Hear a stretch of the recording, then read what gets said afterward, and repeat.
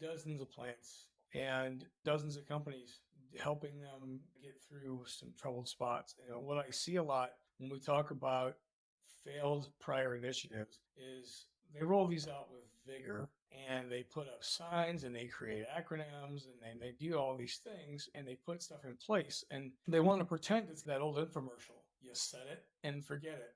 And that's not how it works. So I use the word vigor on purpose because there's a word that rhymes with vigor that people always lack. And lean and TPM specialists will a lot. It lacks rigor.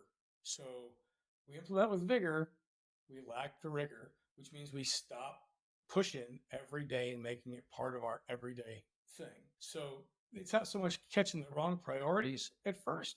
It's I jump into this and I'm saying, oh, this looks good, but I expect it to be able to kind of be like a magic pill and not lose weight with exercise and diet. It's a whole different thing when you got a 2 or 3 year trek in front of you versus I can take this pill and in 6 months I see I'm all better now. And it just doesn't work that way. So there's that. Now, when we come to the other part of that is more of the competing initiatives. We talk about focusing on the wrong priority. And the wrong priority, it's hard to say.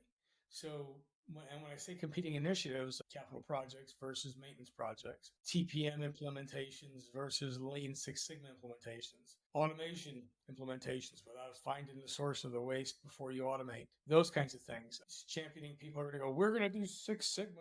And then you go out with process engineers and they try to use and create Six Sigma type statistical data to make changes. But when it comes time to actually implement the changes and follow up, it stops. Now, the worst kind is when you do all that at once. We're going to implement new project management skills. We're going to have a new engineering team. We're going to have a Six Sigma process engineering team. We're going to have lean coordinators. We're going to have reliability people. And we're going to have automation, or it's going to take us into the 21st, even the 22nd century. And you do it all at the same time in this great big bang, and you don't ever have enough resources because you're trying to use the same resources for all of the projects at all the times and expecting them to do their full-time job because you don't want to spend resources, rightly so. You don't want to spend tons of money on contractors and consultants that aren't going to own the system when it's done, right? You want your people to own it.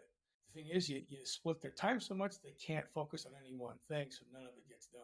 That would be more of the failed initiatives that I see. The other part of that is longevity. Anybody will tell you, like I said, I go back to that rigor statement. Implement with rigor. And you have to do this with the understanding that this is not an overnight solution.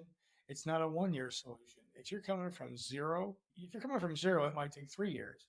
If you failed once or twice, it's going to take more than 3 years because you have to undo the things you did culturally to get people ready to make the next step.